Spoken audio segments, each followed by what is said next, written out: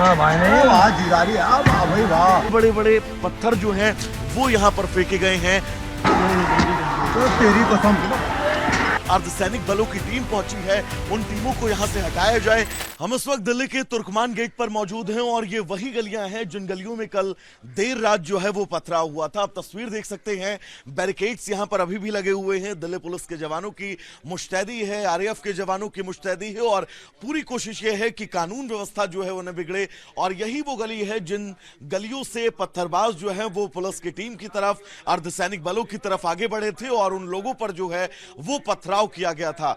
आंसू गैस के जरिए भीड़ को जो है वो तितर-बितर किया गया, जिसके बाद फिलहाल आप देख सकते हैं यहां पर जो है वो अभी शांति है, लेकिन गलियों से अभी भी लोग जो है वो आगे निकलते हुए आपको नजर आ रहे होंगे। मेरे विजय मुकेश, अगर आपको थोड़ा सा आगे आकर तस्वीरें दिखाएं तो आप देखिएगा यहां पर पुलिस प्रशासन की टीमें जो है वो सबको घरों के अंदर रहने के लिए निर्देश दे रही हैं यहां पर, क्योंकि कुछ लोग ऐसे हैं जो अपनी बालकनी से, अपनी छत से जो है वो नीचे देखते हुए नजर आ रहे हैं। लेकिन कल देर रात हुई पत्थरबाजी के बीच वो तमाम सबूत अभी भी इस इलाके में मौजूद हैं, जिन सबूतों के जरिए आप ये समझ सकते हैं कि जब अवैध अतिक्रमण हटाए जाने को लेकर पुलिस की टीम इस स्पॉट पर पहुंची थी तो माहौल कितना ज्यादा जो है वो तनावपूर्ण था। ये तस्वीर आप देखिए, जगह जगह पर ईंट पत्थर जो है वो इस वक्त आपको बिखरे हुए नजर आएंगे। और ये देखिए, इतने बड़े बड़े पत्थर जो हैं वो यहां पर फेंके गए हैं, जिन पत्थरों के जरिए यहां पर पुलिस प्रशासन की टीम को यहां से हटाने की पूरी कवायद की गई थी।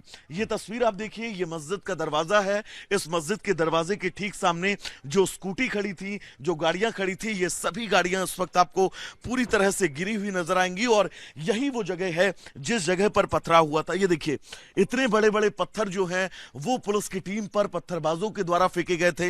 इस पत्थरबाजी में 5 पुलिसकर्मी ऐसे हैं जो घायल हैं।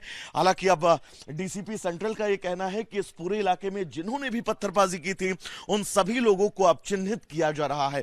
भीड़ यहां से लगातार आगे बढ़ रही थी क्योंकि इसी मस्जिद के ठीक बगल में वो बारात घर है, जिस बारात घर को कल देर रात जमींदोज किया गया है। और यही वजह थी कि इन गलियों से भीड़ आगे बढ़ती है, लगातार पुलिस पर पथराव करती है, आरएएफ की टीम पर पथराव करती है, लेकिन पुलिस यहां पर बल प्रयोग के साथ इन लोगों को वापस भेज देती है।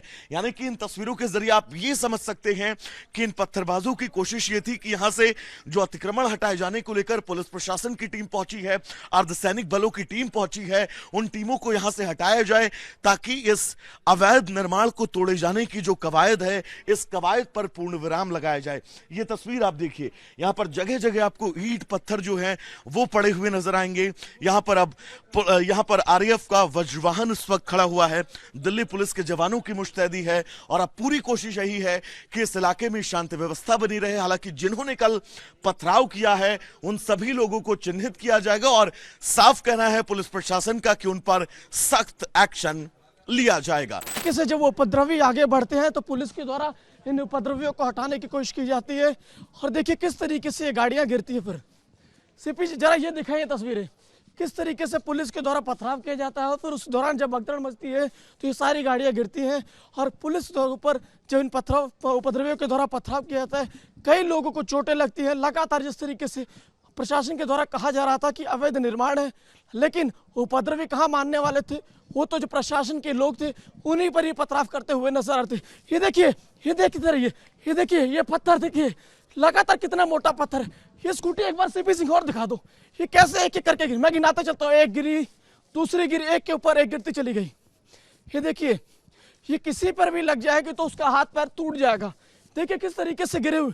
उपद्रवी जब आगे बढ़े, ये देखते रहिए, देखते रहिए किस तरीके से गिरी हुई है। और ये रास्ता, यही रास्ता चला गया मस्जिद की ओर, जिसके ठीक बगल में अवैध निर्माण था। तो पूरी तरीके से अवैध निर्माण को जो है वहां से ढहा दिया गया। सीपी जी भी दिखा दो, ये कांच के टुकड़े किस तरीके से पड़े हुए हैं। तो लगातार इस तरीके से प्रशासन की ओर से अवैध निर्माण को गिराया जा रहा था। ये देखा है, देखिए अब फिलहाल क्या है, एहतियातन जो मदर डेयरी की दुकानें खाली वो खुली है और सारी दुकानें फिलहाल बंद है। आइए दोबारा गली में चलते हैं और दिखाते हैं किस तरीके से पथराव हुए थे और वहां पर प्रशासन के द्वारा अलर्ट है, बैरिकेडिंग किया गया हुआ है।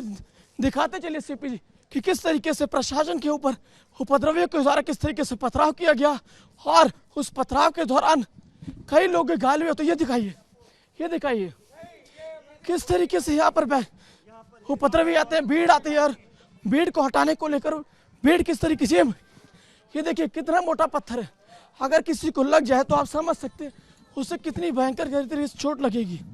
अब दोबारा चलते हैं, देखिए किस तरीके से इस गली को पूरी तरीके से कॉर्डन ऑफ किया गया हुआ कि कोई भी व्यक्ति आगे ना आ पाए। देखिए किस तरीके से बड़ी संख्या में यहाँ पर आरएफ के जवान तैनात किए हुए कि कोई भी व्यक्ति ना आगे बढ़ सके। प्रशासन लगातार कह रहा है कि ये इस गली में डिप्लॉयमेंट किया गया हुआ, कोई भी व्यक्ति को इस गली से बाहर नहीं निकलने दिया जा रहा है। ये वही गली थी जहाँ पर पथराव हुआ था। ये देखिए किस तरीके से अभी भी उस पत्थर के निशान पड़े हुए हैं और जो भी व्यक्ति आगे बढ़ने की कोशिश करता है लगातार उसे प्रशासन के द्वारा कहा जाता है, आरएफ के जवानों के द्वारा कहा जाता है कि आप यहाँ पर आगे मत बढ़िए, दूसरा रास्ता ले लीजिए, आप अपने गंतव्य पर चले जाएं।